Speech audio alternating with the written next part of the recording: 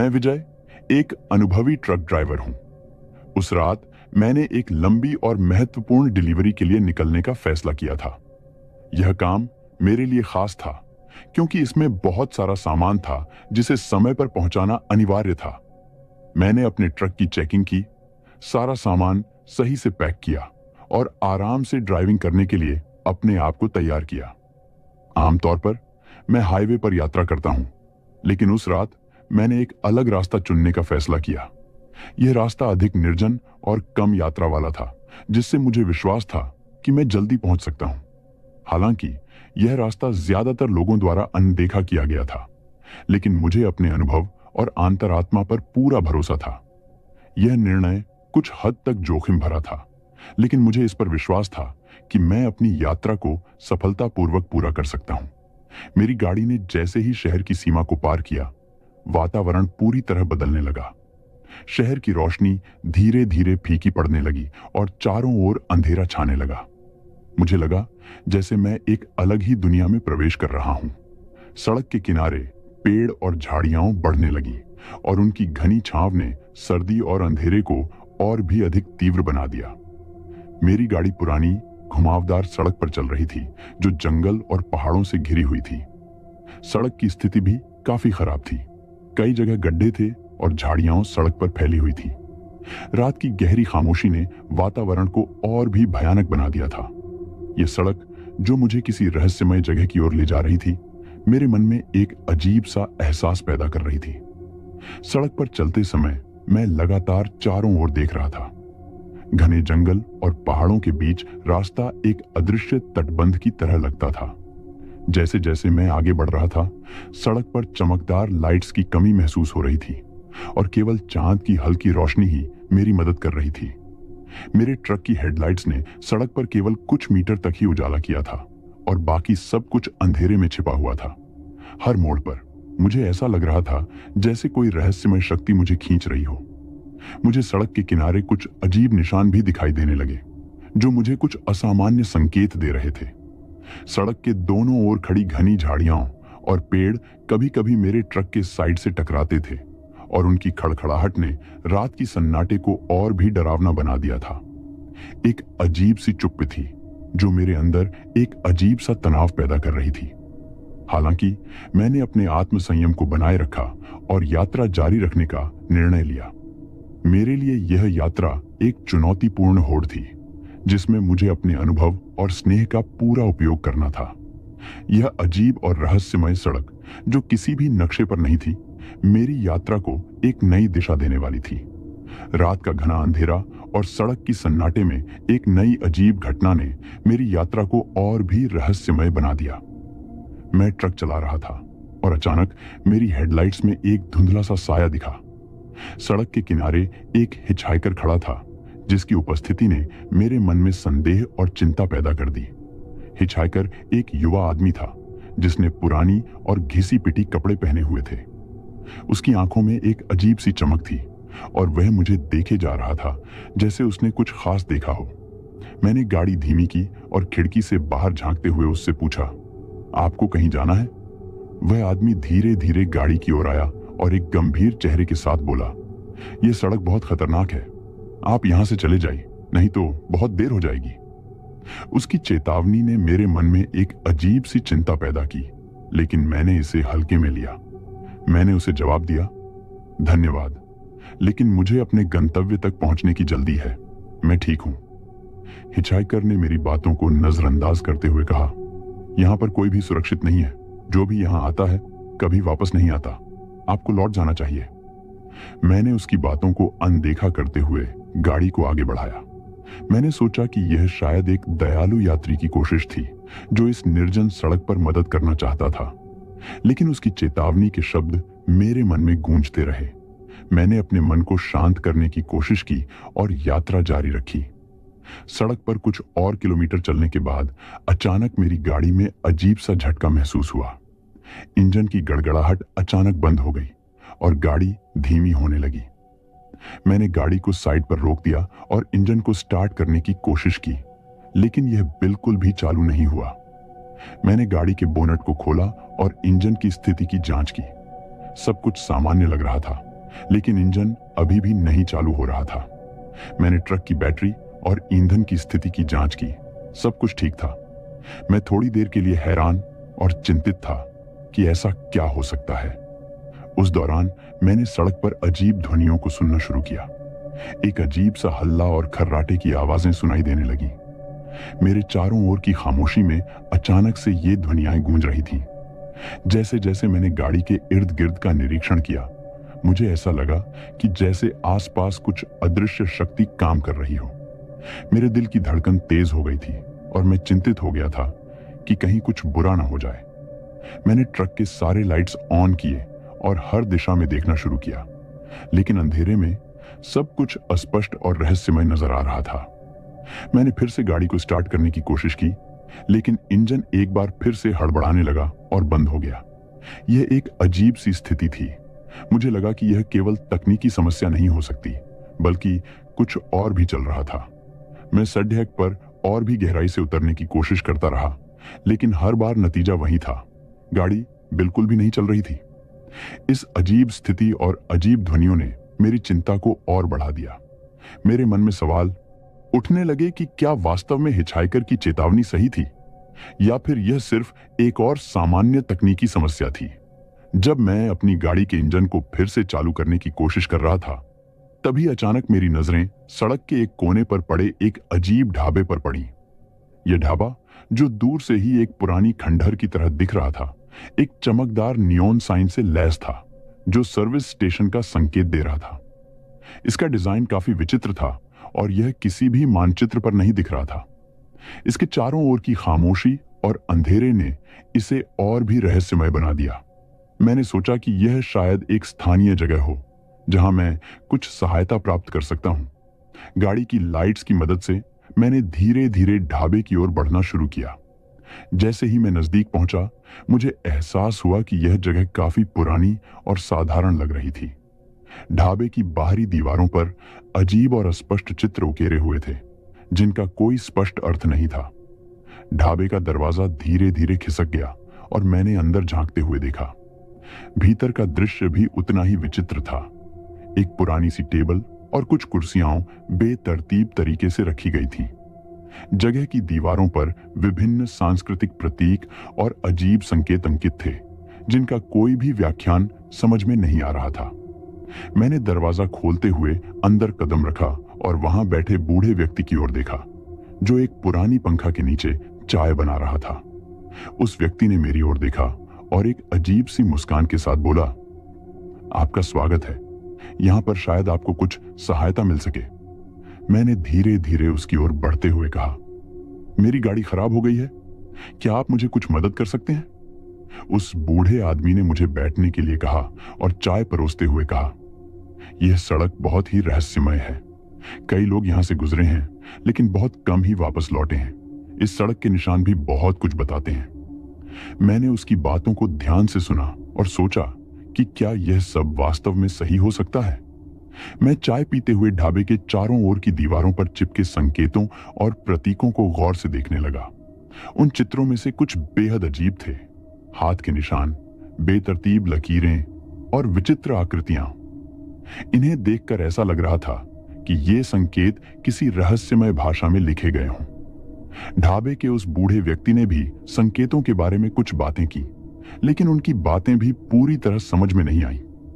ये प्रतीक हमें बताते हैं कि आप जिस मार्ग पर जा रहे हैं वह सिर्फ एक भटकाव का रास्ता है। इस मार्ग पर बहुत से लोग फंस चुके हैं। जब मैंने उस ढाबे से बाहर निकलने का निर्णय लिया, तो मेरे मन में एक अजीब सी चिंता और असहजता महसूस हो रही थी। बूढ़े व्यक्ति की बातें और ढाबे के चारों ओर के संकेतों ने मुझे और भी संदेहास्पद बना दिया था। मेरी सोच में बार बार यही सवाल उठ रहा था कि क्या मैं सही दिशा में जा रहा हूं या फिर मुझे वापस लौटना चाहिए। मैंने अपनी गाड़ी की ओर बढ़ते हुए सोचा कि क्या मुझे उस रहस्यमय मार्ग पर आगे बढ़ना चाहिए या वापस लौटना चाहिए। ढाबे से निकलते समय मैंने गाड़ी को वापस चालू करने की कोशिश की, लेकिन इंजन फिर से चालू नहीं हुआ। यह स्थिति और भी अधिक चिंताजनक हो गई थी। मुझे यह भी चिंता थी कि अगर मैं इस रहस्यमय रास्ते पर आगे बढ़ता हूं, तो क्या मैं सचमुच सुरक्षित रहूंगा? मेरे मन में बेतहाशा विचार चल रहे थे। क्या ढाबे के संकेत और बूढ़े व्यक्ति की चेतावनी सही थी? क्या यह सड़क वास्तव में एक खतरनाक जाल थी, या फिर यह सब एक संयोग था और मुझे अपनी यात्रा जारी रखनी चाहिए? मेरे लिए यह निर्णय लेना बहुत कठिन था। मेरी जिम्मेदारी और डिलीवरी की प्राथमिकता थी, लेकिन साथ ही मेरे जीवन की सुरक्षा भी महत्वपूर्ण थी। मैंने सोचा कि मैं सबसे पहले अपनी गाड़ी को ठीक करने की कोशिश करूंगा और फिर निर्णय लूंगा कि मुझे आगे बढ़ना चाहिए या वापस लौटना चाहिए। मैंने एक बार फिर गाड़ी की जांच की, लेकिन इस बार मैंने एक नई दृष्टि से देखा। मैंने महसूस किया कि इस सड़क पर कुछ ऐसा था जो मेरे विचारों और अनुभवों को चुनौती दे रहा था। क्या मैं वास्तव में इस अंधेरे और रहस्यमय मार्ग पर फंस चुका था, या फिर मेरे सामने एक मौका था कि मैं अपनी यात्रा को सही दिशा दे सकूं? जब मैंने उस रहस्यमय ढाबे से बाहर निकलने का निर्णय लिया, तो मुझे पूरा विश्वास था कि मैं अपनी गाड़ी को ठीक कर लूंगा और आगे बढ़ने की कोशिश करूंगा। लेकिन जैसे ही मैंने गाड़ी को स्टार्ट करने की कोशिश की, इंजन एक बार फिर से खड़खड़ाया और बंद हो गया। मुझे समझ में आ गया कि मेरी समस्या कुछ ज्यादा ही गंभीर है। मैंने धीरे धीरे गाड़ी को सड़क पर लाने की कोशिश की, लेकिन गाड़ी ने एक बार फिर से असहयोग दिखाया। सड़क पर मैं एक ही घुमावदार मार्ग पर फंसा हुआ महसूस कर रहा था। ऐसा लग रहा था जैसे सड़क का कोई अंत नहीं है और मैं एक ही जगह पर घूम रहा हूं। मैंने गाड़ी को कई बार चालू करने की कोशिश की, लेकिन हर बार इंजन ने अपना साथ छोड़ दिया। सड़क पर चलते हुए मैंने महसूस किया कि सड़क की स्थिति लगातार बदल रही है। एक क्षण में सड़क सपाट और सीधी लगती थी और अगले ही पल यह घुमावदार और ऊबड़-खाबड़ हो जाती थी। अंधेरे में सड़क की दिशा और स्थिति का सही अंदाजा लगाना मेरे लिए कठिन हो गया था। इस घुमावदार और अंतहीन मार्ग पर मैं लगातार फंसता चला जा रहा था और मेरे मन में असहजता और चिंता बढ़ती जा रही थी। मेरी गाड़ी के इंजन का बार-बार बंद होना और सड़क पर न लगने वाला अंत मेरे मन में एक अजीब सा डर पैदा कर रहा था। मैं सोचने लगा कि क्या यह सब एक भयानक सपने की तरह है, या फिर यह वास्तव में एक सच्चाई है। मैंने कई बार कोशिश की कि मैं गाड़ी को सही दिशा में ले जा सकूं, लेकिन हर बार नतीजा वही था। सड़क का अंत कहीं भी नहीं दिख रहा था। जैसे जैसे समय बीत रहा था, मेरा मनोबल टूटता जा रहा था। मैं अब अपनी गाड़ी के साथ फंसा हुआ महसूस कर रहा था और हर बार प्रयास करने के बाद भी कोई सफलता नहीं मिल रही थी। मेरी कोशिशें विफल हो रही थीं और मैं निराशा और अवसाद में डूबता जा रहा था। मेरा मन बहुत ही उथल-पुथल में था। मैंने सोचा कि क्या मुझे सचमुच इस रहस्यमय मार्ग पर फंसा दिया गया है, और क्या यह सब एक खतरनाक खेल है? मेरे भीतर के डर और चिंता ने मुझे इस बात पर मजबूर कर दिया कि मैं किसी भी तरह इस स्थिति से बाहर निकलने की कोशिश करूंगा। मैंने सोचा कि शायद मुझे किसी प्रकार की मदद की जरूरत है। मैंने अपने मोबाइल फोन को देखा, लेकिन नेटवर्क की कमी के कारण कोई संपर्क नहीं हो पा रहा था। इससे मेरी चिंता और भी बढ़ गई। मैं सोच रहा था कि क्या मैं यहां हमेशा के लिए फंस जाऊंगा, या क्या कोई मुझे खोजने आएगा। मुझे अपने आप पर विश्वास नहीं हो रहा था कि मेरी यात्रा इतनी मुश्किल हो सकती है। मैंने खुद से सवाल किया कि क्या मैंने सही निर्णय लिया था या नहीं। मुझे लगता था कि अगर मैं पहले लौट जाता तो शायद मेरी स्थिति इतनी भयावह नहीं होती। मैंने गहरी सांस लेते हुए खुद को संयमित रखने की कोशिश की और खुद से वादा किया कि मैं इस स्थिति से बाहर निकलने के लिए हर संभव प्रयास करूंगा। मेरी मानसिक स्थिति में बदलाव और निराशा के बावजूद मैंने खुद को आश्वस्त किया कि मैं इस भयानक मार्ग से बाहर निकलने का रास्ता खोजूंगा। मेरे मन में लगातार यह सोच चल रही थी कि अगर मैं अभी भी इस स्थिति में फंसा रहूंगा तो मुझे अपने आप को पूरी तरह से समर्पित करना होगा और हर कठिनाई का सामना करना होगा। मेरी यात्रा अब केवल एक भौतिक चुनौती नहीं रही थी, बल्कि एक मानसिक और आत्मिक परीक्षा भी बन गई थी। मैंने हिम्मत जुटाते हुए अपनी गाड़ी को ठीक करने की कोशिश जारी रखी और साथ ही सड़क पर नजर रखते हुए आगे बढ़ने का प्रयास किया। रात के गहरे अंधेरे में जब मैंने सड़क पर अपनी गाड़ी को धीरे धीरे चलाते हुए आगे बढ़ने की कोशिश की, अचानक मेरी नजरें एक और हिचहाइकर पर पड़ी। इस बार हिचहाइकर की उपस्थिति और भी अजीब थी। वह एक मध्यम आयु के व्यक्ति था जो झुके हुए कंधों और थके हुए चेहरे के साथ खड़ा था। उसके पास एक पुरानी बैग और ढीले ढाले कपड़े थे और उसकी आंखों में एक भयावह चमक थी। मैंने गाड़ी को धीमा करते हुए उससे पूछा, क्या आप कहीं जा रहे हैं? क्या मैं आपकी मदद कर सकता हूं?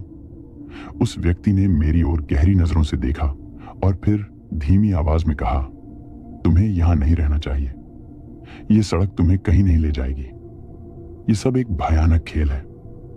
मैंने उसकी चेतावनी को हल्के में लिया, लेकिन उसके शब्द मेरे मन में गूंजने लगे। मैंने उससे पूछा, तुम्हारी क्या परेशानी है? क्या तुम भी यहां फंसे हो? उस व्यक्ति ने सिर झुका लिया और कहा, मैंने भी इसी सड़क पर यात्रा की थी। मैं यहां पर कई सालों से फंसा हूं। कई बार प्रयास किया, लेकिन हर बार यही होता है, सड़क का अंत कहीं नहीं दिखता। वह आदमी धीरे धीरे मेरी गाड़ी के पास से हट गया और मैंने देखा कि उसकी आंखें अब भी मुझसे कुछ कहना चाहती थीं। लेकिन मैं गाड़ी को आगे बढ़ाते हुए उसके बारे में और जानने की कोशिश करने की बजाय सड़क पर ध्यान देने लगा। अचानक मुझे फिर से एक और हिचहाइकर मिला। इस बार यह एक युवा महिला थी जिसकी आंखों में भय और थकावट का स्पष्ट संकेत था। उसने मुझे देखा और कहा, कृपया यहां से चले जाओ। इस सड़क पर रहना एक बुरी किस्मत का संकेत है। मैंने महिला से भी यही सवाल किया कि क्या उसने भी इसी सड़क पर यात्रा की है। उसने जवाब दिया, मैं भी इसी सड़क पर फंसी हुई हूं। मुझे नहीं पता कि मैं कितने समय से यहां हूं। मैंने अपनी सारी कोशिशें की, लेकिन हर बार निराशा ही मिली। ये हिचहाइकर मेरी यात्रा में एक बार फिर से एक नया मोड़ जोड़ते जा रहे थे। उनके डर और निराशा ने मुझे और भी सतर्क और चिंतित कर दिया। यह स्पष्ट था कि ये लोग भी इसी सड़क पर फंसे हुए थे और उनका अनुभव मुझे एक डरावना संकेत दे रहा था कि शायद मैं भी इसी स्थिति में फंस सकता हूं। जब मैंने इन हिचहाइकरों से बातचीत की तो मैंने महसूस किया कि उनकी कहानियां और अनुभव एक समान थे। सभी ने मुझे एक ही चेतावनी दी कि मैं इस सड़क पर नहीं रहूं। उनकी कहानियां सुनकर मेरे मन में इस सड़क की रहस्यमयता और भयावहता को लेकर और भी प्रश्न उठने लगे। मैंने उन हिचहाइकरों से और जानने की कोशिश की कि क्या इस सड़क पर किसी तरह की मदद या समाधान हो सकता है। वे सब एक ही बात कहते रहे कि यहाँ पर कोई मदद नहीं है और यहाँ पर कोई भी सुरक्षित नहीं है। मैंने उनकी बातों को ध्यान से सुना और महसूस किया कि उनकी भावनाएं और उनकी कहानियां मेरे दिल को छू रही थीं। मुझे समझ में आया कि इन हिचहाइकरों के लिए यह सड़क एक निराशाजनक और खतरनाक जगह है और उनकी कहानियां मुझे भी भयभीत कर रही थीं। मेरे मन में यह सवाल उठने लगा कि अगर ये लोग इस सड़क पर फंसे हुए हैं तो क्या मैं भी इसी जाल में फंसने जा रहा हूं? क्या मुझे भी इन हिचहाइकरों की तरह इसी सड़क पर फंसा रहना पड़ेगा? मैंने गहरी सांस ली और खुद को आश्वस्त किया कि मैं इस रहस्यमय स्थिति का सामना करने के लिए पूरी तरह तैयार हूं। लेकिन इन हिचहाइकरों की कहानियां और उनके अनुभव मुझे लगातार याद आ रहे थे। उनकी चेतावनियां मेरे मन में गहराई से बसी हुई थीं और मुझे इस सड़क की अज्ञात और भयानकता को समझने में मदद कर रही थीं।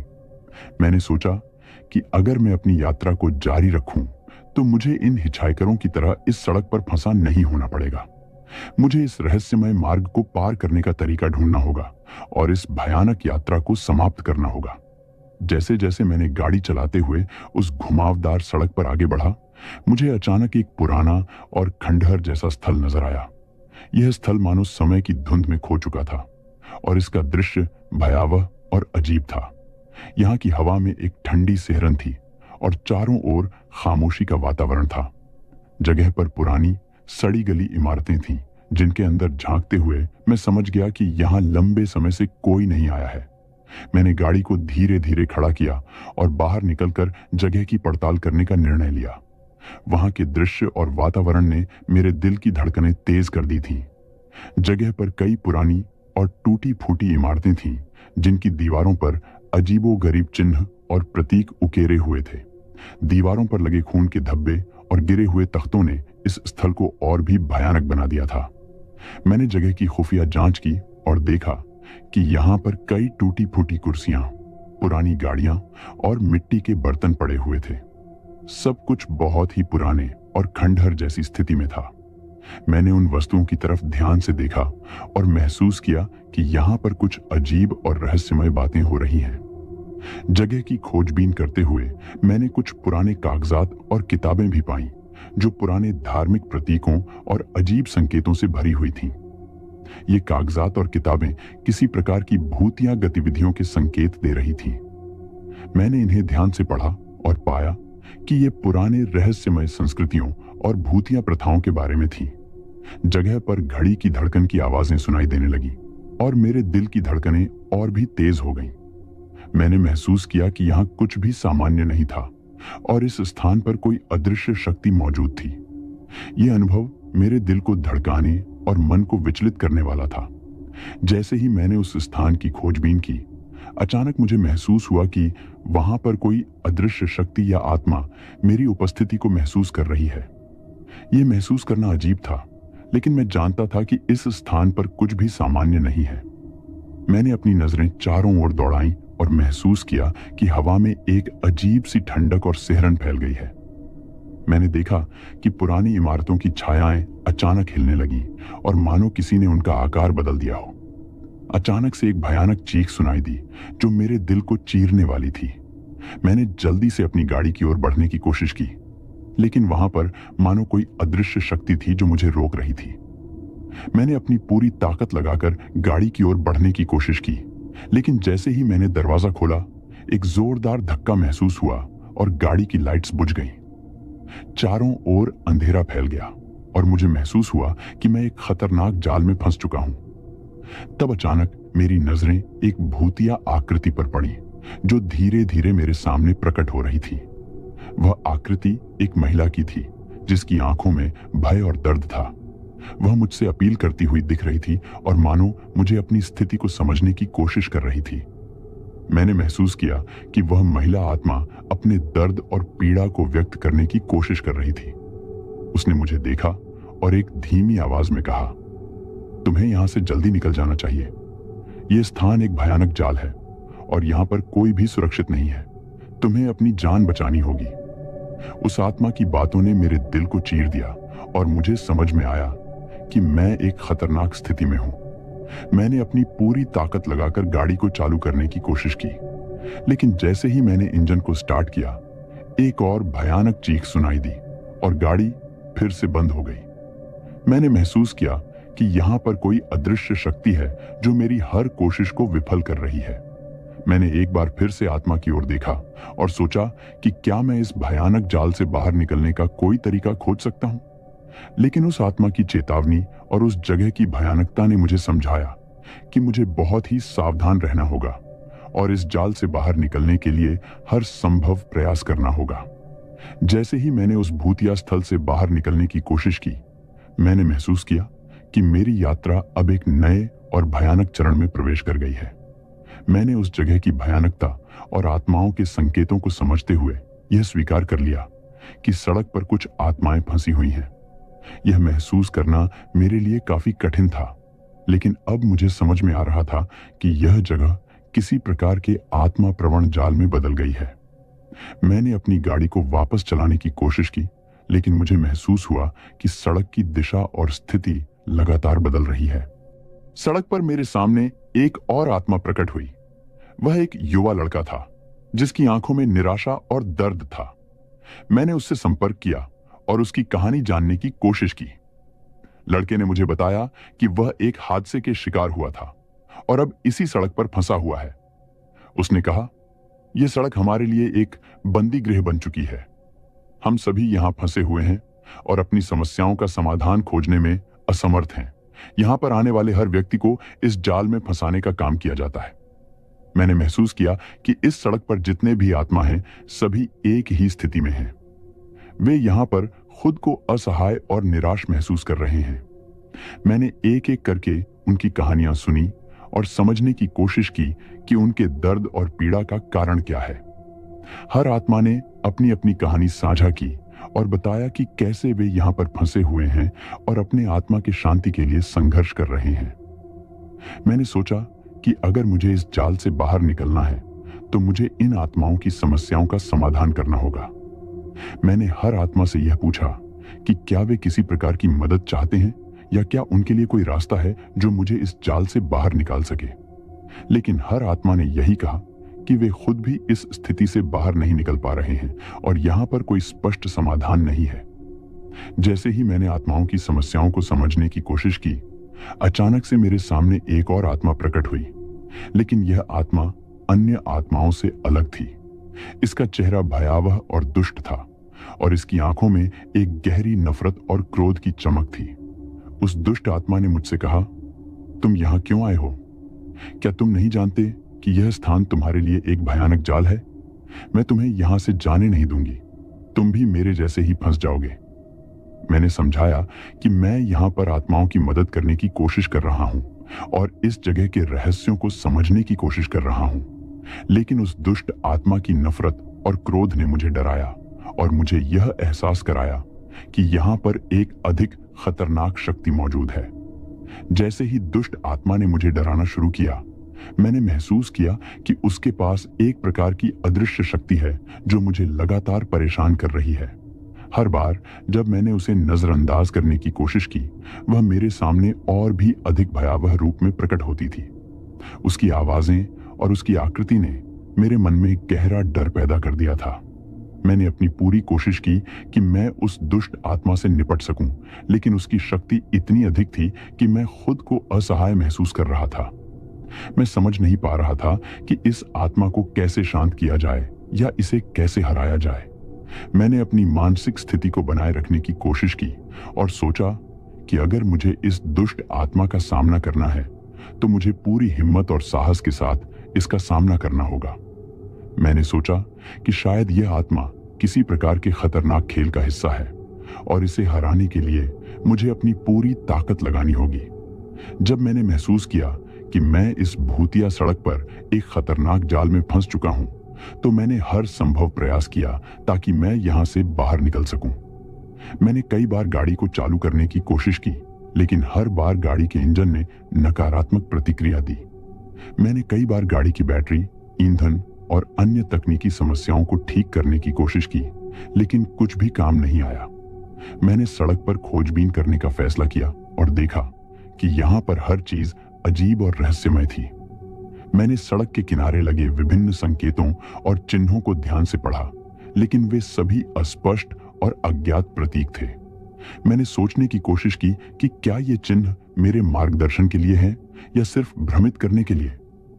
मेरे प्रयासों के बावजूद सड़क पर कहीं भी कोई संकेत या मार्गदर्शन नहीं मिला। मैंने सड़क पर बेतरतीब तरीके से चलने की कोशिश की, लेकिन हर बार मुझे वही घुमावदार रास्ते और एक जैसी स्थितियों का सामना करना पड़ा। यह जैसे एक अंतहीन चक्र था जहां हर प्रयास विफल हो जाता था और मुझे वही स्थिति में वापस ले आता था। मैंने आत्मा की मदद और सलाह लेने की कोशिश की, लेकिन हर आत्मा ने मुझे यही बताया कि मैं इस जाल से बाहर नहीं निकल सकता। मैंने कई बार आत्माओं से भी मदद मांगी, लेकिन वे खुद भी अपनी समस्याओं में फंसे हुए थे और मेरी मदद नहीं कर सकते थे। मेरे प्रयासों में निरंतर असफलता और निराशा का सामना करना पड़ा और मैंने महसूस किया कि शायद इस सड़क का कोई अंत नहीं है।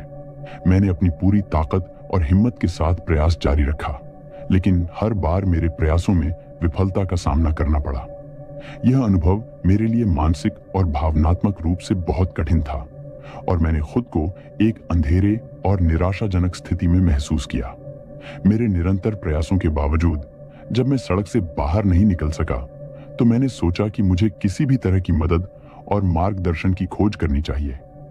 मैंने आसपास के क्षेत्रों में खोजबीन की और देखा कि कहीं भी कोई संकेत या मदद नहीं मिल रही थी। मैंने अपने मोबाइल फोन का उपयोग करने की कोशिश की, लेकिन यहां पर कोई सिग्नल नहीं था। मैंने सोचा कि शायद मुझे किसी पुराने और अज्ञात स्थल पर मदद मिल सकती है। मैंने सड़क पर विभिन्न जगहों पर जाकर मदद की खोज की, लेकिन हर जगह एक ही स्थिति थी। कोई भी स्पष्ट समाधान या मार्गदर्शन नहीं मिल रहा था। मैंने भूतिया स्थल पर भी मदद की तलाश की, लेकिन वहां पर भी मुझे कोई सही समाधान नहीं मिला। मैंने स्थानीय निवासियों, पुराने पुस्तकालयों और अन्य स्रोतों से मदद लेने की कोशिश की, लेकिन हर बार मुझे निराशा ही हाथ लगी। यह अनुभव मेरे लिए बहुत कठिन था, क्योंकि मैं जानता था कि अगर मैं इस जाल से बाहर नहीं निकला तो मैं भी उन आत्माओं की तरह फंस सकता हूं जो यहां पर अटके हुए हैं। मैंने सड़क पर लगातार खोजबीन की और मदद की तलाश की, लेकिन हर बार मुझे निराशा ही मिली। मैं समझ नहीं पा रहा था कि क्या मुझे किसी विशेष प्रकार की मदद की आवश्यकता है या क्या मुझे खुद ही इस समस्या का समाधान खोजने की कोशिश करनी चाहिए। मेरे निरंतर प्रयास और खोज के बावजूद मैंने महसूस किया कि इस सड़क पर कोई स्पष्ट समाधान नहीं है। मैंने सोचा कि शायद मैं इस जाल से बाहर निकलने के लिए किसी प्रकार की गुप्त जानकारी या विशेष सलाह की तलाश कर रहा हूं। लेकिन उस वक्त मुझे यह समझ में आया कि मेरे प्रयास और खोज केवल निराशा और असफलता ही ला रहे थे। जब मैंने महसूस किया कि सड़क पर कोई भी स्पष्ट समाधान नहीं मिल रहा था, तो मैंने यह समझने का प्रयास किया कि आत्माओं का असली उद्देश्य क्या है और क्यों यह सड़क उनके लिए एक जाल बन गई है। मैंने भूतिया स्थल पर आत्माओं की कहानियों को ध्यान से सुना और उनकी समस्याओं को समझने की कोशिश की। एक रात जब मैं अपनी गाड़ी में अकेला था, मैंने अचानक महसूस किया कि एक आत्मा मेरे सामने प्रकट हुई। यह आत्मा एक बुजुर्ग महिला थी जिसकी आंखों में गहरा दर्द और नकारात्मकता थी। उसने मुझसे कहा, तुम्हें समझना होगा कि यह सड़क एक पुरानी दुराग्रहित आत्मा की शापित है। यह जगह हमारे लिए एक जाल है और हम यहाँ पर अपने अधूरे कामों और दायित्वों के कारण फंसे हुए हैं। बुजुर्ग महिला ने आगे बताया कि यह सड़क पहले एक प्राचीन धार्मिक स्थल थी जहां पर अनगिनत बलिदान और अनुष्ठान किए जाते थे। समय के साथ यह जगह काले जादू और आत्मा की गतिविधियों से भर गई। उन बलिदानों और अनुष्ठानों ने सड़क को एक प्रकार की आत्मा प्रवण जाल में बदल दिया, जहां पर किसी भी आत्मा का प्रवेश होता है वह खुद को यहां पर फंसा हुआ पाता है। उसने मुझे बताया कि आत्माओं की समस्याएं मुख्यतः उनकी अधूरी इच्छाओं और अपने कर्तव्यों को पूरा नहीं कर पाने के कारण होती हैं। वे यहां पर फंसे हुए हैं क्योंकि उन्हें किसी कारणवश उनके अधूरे कार्यों को पूरा नहीं कर पाने का भयानक शाप मिला है। उसके शब्दों से मुझे समझ में आया कि आत्माओं की समस्याएं एक प्रकार की सदियों पुरानी कुरीति से जुड़ी हैं। वे सभी एक ही बुरे कर्म के कारण यहां पर फंसे हुए हैं और अपने शापित भाग्य को बदलने के लिए संघर्ष कर रहे हैं। यह समझने के बाद मैंने सोचा कि शायद मैं भी इसी शाप का हिस्सा हूं और मेरी यात्रा भी इसी काली ऊर्जा के अंतर्गत आ गई है। जैसे ही मैंने आत्माओं के रहस्यों को समझा, मैंने सोचा कि मेरे लिए अब एक अंतिम निर्णय लेने का समय आ गया है। मैंने अपनी पूरी ताकत और हिम्मत को एकत्रित किया और आत्माओं के साथ एक अंतिम युद्ध करने का निर्णय लिया। यह युद्ध न केवल मेरे लिए था, बल्कि उन आत्माओं के लिए भी था जो यहाँ पर फंसे हुए थे। मैंने आत्माओं से बातचीत की और उनकी समस्याओं का समाधान ढूंढने की कोशिश की। मैंने उनसे पूछा कि क्या कोई ऐसा तरीका है जिससे वे अपने अधूरे कार्यों को पूरा कर सकें और इस भयानक जाल से बाहर निकल सकें। लेकिन सभी आत्माओं ने मुझे यही बताया कि उनके लिए कोई भी समाधान उपलब्ध नहीं है और वे बस मेरी मदद का इंतजार कर रही हैं। तभी एक और आत्मा, जो दुष्ट आत्मा थी, मेरे सामने आई। उसने मुझसे कहा, तुम्हारी जिजीविषा और साहस ने तुम्हें यहां तक पहुंचाया है, लेकिन अब तुम्हें एक अंतिम निर्णय लेना होगा। तुम्हें इस सड़क के काले रहस्यों को उजागर करना होगा और इसे समाप्त करने का तरीका खोजने की कोशिश करनी होगी। मैंने आत्मा की बातों को ध्यान से सुना और सोचा कि शायद मेरे पास अब एक ऐसा अवसर है जिससे मैं इस भूतिया जाल को समाप्त कर सकता हूं। मैंने आत्मा के साथ एक गहन और चुनौतीपूर्ण मुठभेड़ की। यह मुठभेड़ न केवल मेरे शारीरिक बल बल्कि मेरे आत्म संयम और साहस की भी परीक्षा थी। इस अंतिम युद्ध के दौरान मैंने आत्मा की नकारात्मक ऊर्जा और शक्ति को महसूस किया और उसकी गतिविधियों को समझने की कोशिश की। मैंने खुद को पूरी तरह से नियंत्रित किया और अपनी ताकत और समझदारी का उपयोग किया ताकि मैं इस दुष्ट आत्मा को हराने में सक्षम हो सकूं। आखिरकार जब मैंने दुष्ट आत्मा को हराया तो एक रहस्यमय निर्णय सामने आया। आत्मा ने मुझसे कहा कि अब मैं इस भूतिया सड़क को समाप्त करने और आत्माओं को मुक्त करने का तरीका खोज सकता हूं। मेरे लिए यह एक निर्णायक क्षण था और मैंने पूरी दृढ़ता के साथ उस निर्णय को स्वीकार किया। आत्मा की अंतिम सलाह पर ध्यान देते हुए मैंने उस भूतिया सड़क के रहस्यों को उजागर करने और आत्माओं को मुक्त करने का प्रयास किया। जब मैंने महसूस किया कि इस भूतिया सड़क पर हर एक प्रयास विफल हो रहा है और मेरे पास कोई भी स्पष्ट समाधान नहीं है, तो मैंने सोचा कि अब एक अंतिम और निर्णायक प्रयास करने का समय आ गया है। यह जानकर कि मेरे पास कोई और विकल्प नहीं है, मैंने सभी साधनों और उपायों को अपनाने का निर्णय लिया ताकि मैं इस भयानक जगह से बाहर निकल सकूं। मैंने अपनी गाड़ी की स्थिति को पुनः जांचा और सभी तकनीकी समस्याओं को ठीक करने का प्रयास किया। मैंने गाड़ी की बैटरी, इंजन और अन्य पार्ट्स को ठीक करने की पूरी कोशिश की। हालांकि मैंने यह भी महसूस किया कि मेरी गाड़ी के भीतर कोई भी सामान्य तकनीकी समस्या नहीं है, बल्कि यह भूतिया सड़क की काली ऊर्जा और रहस्यमय ताकतों का प्रभाव है। मैंने अपने ज्ञान और समझदारी का उपयोग करते हुए एक विशेष रणनीति बनाई। मैंने सोच लिया कि मुझे इस सड़क पर मौजूद काले जादू और आत्मा की शक्तियों को नष्ट करना होगा ताकि मैं बाहर निकल सकूं। मैंने विभिन्न प्रकार की जड़ी बूटियों, मंत्रों और प्राचीन विधियों का उपयोग करने का निर्णय लिया जो मुझे आत्मा ने बताई थी। मैंने गाड़ी को एक सुरक्षित जगह पर खड़ा किया और अपने पास मौजूद सभी जड़ी बूटियों और औषधियों का उपयोग शुरू किया। मैंने मंत्रों का उच्चारण किया और उन वस्त्रों को सड़क पर फैला दिया जो आत्मा के अनुसार भूतिया ताकतों को नष्ट कर सकते थे। मैंने पूरी ईमानदारी और समर्पण के साथ इन क्रियाओं को किया, यह जानते हुए कि मेरी सफलता या असफलता इस पर निर्भर करेगी कि मैं कितनी सच्चाई और साहस के साथ इस प्रयास को अंजाम देता हूं।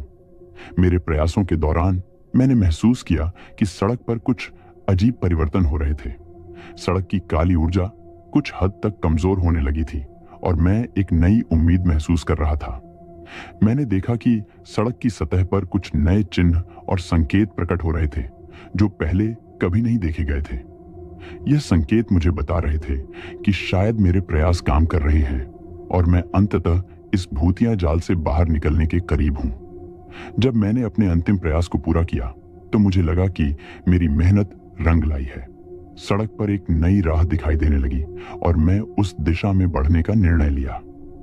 मैंने महसूस किया कि भूतिया ताकतें और काले जादू की शक्ति अब कमजोर हो रही है और मैं इस भयानक जाल से बाहर निकलने में सफल हो सकता हूं। मैंने पूरी कोशिश की कि मैं इस नई राह पर तेजी से बढ़ूं और सड़क के अंत तक पहुंच सकूं। लेकिन जैसे ही मैंने उस दिशा में यात्रा शुरू की, अचानक सब कुछ बदल गया। सड़क ने एक बार फिर से अपनी पुरानी स्थिति को ग्रहण कर लिया और मैं वहीं घुमावदार और अंतहीन मार्ग पर वापस लौट आया। मेरी आशा और प्रयास निराशा में बदल गए। मैंने समझा कि भूतिया सड़क ने मेरी हर कोशिश को नकार दिया था और मैं फिर से उसी भयानक जाल में फंस गया हूं। यह एहसास मेरे लिए एक भयानक और त्रासद स्थिति थी। मैंने महसूस किया कि मेरी सारी मेहनत और प्रयास व्यर्थ हो गए थे और मैं हमेशा के लिए इस भूतिया जाल का शिकार बन चुका हूं। मेरे पास अब कोई भी रास्ता नहीं बचा था और मैंने अपनी हार को स्वीकार कर लिया। मैंने सोचा कि अब मुझे इस भूतिया सड़क पर हमेशा के लिए फंसे रहना पड़ेगा और मेरी यह भयानक यात्रा समाप्त हो चुकी है। इस भयानक अनुभव ने मुझे शारीरिक और मानसिक रूप से थका दिया और मैंने आत्मसमर्पण कर दिया। अंत में मेरी कहानी एक भयानक और त्रासद स्थिति में समाप्त हुई। मैंने अपनी पूरी ताकत और हिम्मत का उपयोग किया, लेकिन फिर भी मैं इस भूतिया जाल से बाहर निकलने में सफल नहीं हो सका। यह कहानी एक ऐसी भयानक यात्रा का वर्णन करती है जहां किसी भी प्रयास के बावजूद व्यक्ति अंततः अपनी किस्मत और भयानक ताकतों के सामने हार जाता है।